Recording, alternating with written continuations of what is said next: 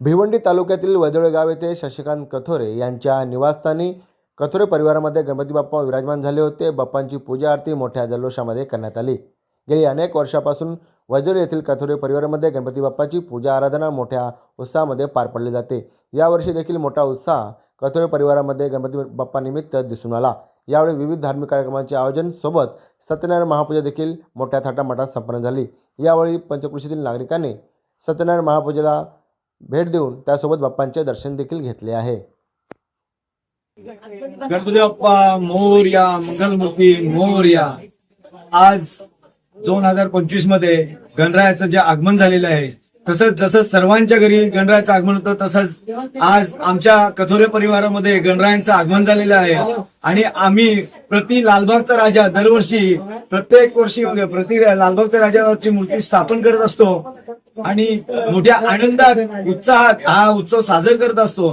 तसं आज आमच्या घरी पाहुण्यांची रीत लागलेली आहे, कारण आम्ही महासत्यनारायण प्रभूंची महापूजा ठेवलेली आहे. त्याप्रमाणे मी माझ्या परिवारातर्फे आणि सर्व माझ्या गावकरी बांधवांतर्फे सर्व समाजाला, सर्व कुटुंबाकडून माझ्या गणरायांच्या शुभेच्छा देतो आणि गणरायाच्यांनी प्रार्थना करतो की हे बाप्पा सर्वांना सुख शांती समृद्धी दे आणि जसे आनंदात आलात तसे सर्वांना सुख शांती समृद्धी देऊन आनंदात तुम्ही जा, हीच शुभेच्छा मी पावतो. तसेच आज या महापूजेनिमित्त गणरायाच्या दर्शनाला आलेल्या सर्व ग्रामस्थांचे व सर्व मान्यवरांचे, पाहुण्यांचे आम्ही कथोरे परिवारातर्फे मी स्वागत करतो आणि त्यांना सर्वांना विनंती करतो की आपण पुढच्या वर्षी लवकर या आणि आमच्या गणरायाचे असेच मनोभावे दर्शन घ्या, हीच आपल्या सर्वांना विनंती.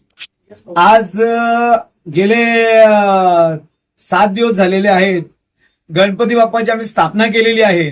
तर आमच्या घरामध्ये एक जसे 5 पांडव एकत्र नांदत होते तसे आम्ही 4 भाऊ एकत्र नांदत असतो आणि आमचे 5वे भाऊ एक काका नितीनजी कथोरे, असे 5 पांडव आम्ही एकत्र राहत असतात.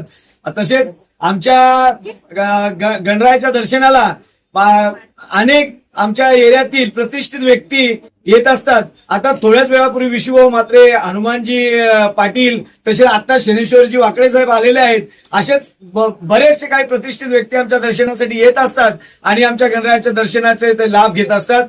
तसेच आमच्या इतर आजूबाजूच्या प्रत्येक गावातील आमचा मित्र परिवार, तसेच आमचे नातेवाईक, इष्ट संबंधित व्यक्ती प्रत्येक जण आमच्या गणरायाच्या येऊन दर्शन घेत असतो आणि खरोखरच आमच्या घरी एक आनंदाचं वातावरण फुललेलं असतो आणि आमची सर्व मुलं मला एकदम आनंदात हा उत्सव आम्ही साजरा करत असतो. म्हणून आम्ही प्रत्येक वर्षी गणरायाची स्थापना करतो आणि आपला सर्वांचा आम्ही दर्शनात यावा ही विनंती करतो. इथं गणरायाच्या प्रार्थना.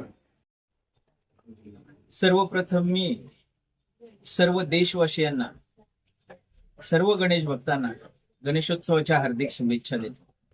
बाप्पा सर्वांना सुख समृद्धी, समाधान आणि चांगलं आरोग्य देव अशी बाप्पाचरणी प्रार्थना करतो.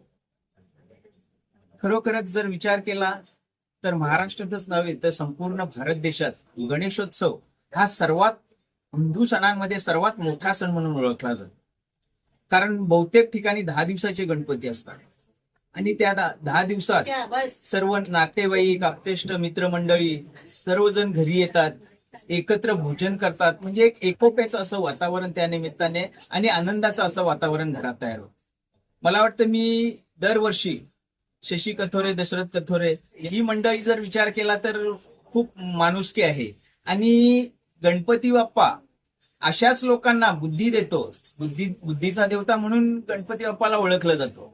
तर त्यांच्या हातून नेहमी चांगलं कार्य घडत असतं. मी बाप्पाचरणी प्रार्थना करतो की ते ज्या भक्तिभावाने गणेशोत्सवाची आराधना करतात, पूजा करतात, गणपती बाप्पा त्यांच्या मनातील सर्व मनोकामना, इच्छा, आकांक्षा पुऱ्या करून त्यांची अशाच प्रकारे जी प्रगती होत आहे ती अशाच प्रकारे होत राहो, त्यांना सर्व परिवाराला चांगलं आरोग्य लाभो अशी मी बाप्पाचरणी प्रार्थना करतो. मी बाप्पाला एक विनवणी करतो की आपल्या राज्यावर किंवा देशावर येणारे संकट, कारण बाप्पाला विघ्नहर्ता म्हणून ओळखलं जातं, तर हे संकट कुठल्याही प्रकारचं असू दे ते दूर करून सर्व देशातील सर्वच जनतेला समाधानी आणि सुखाचं जीवन जगू दे अशी बाप्पाचरणी प्रार्थना करतो. या परिसरातील सर्वांनाच सुख आणि समृद्धी भेटावी यासाठी बाप्पाजवळ प्रार्थना करतो.